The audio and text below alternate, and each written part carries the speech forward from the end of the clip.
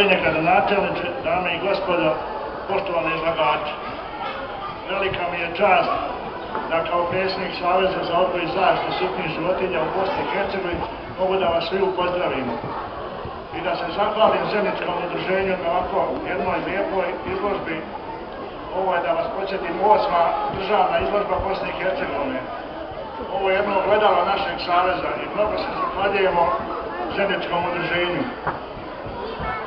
Posebno bi čestitao 60 godina postojanja i rada.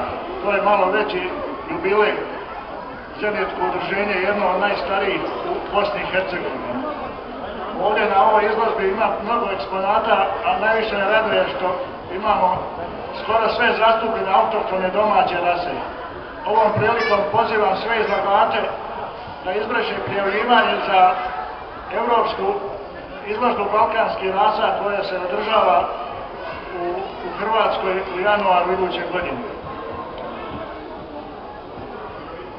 u Virovitici.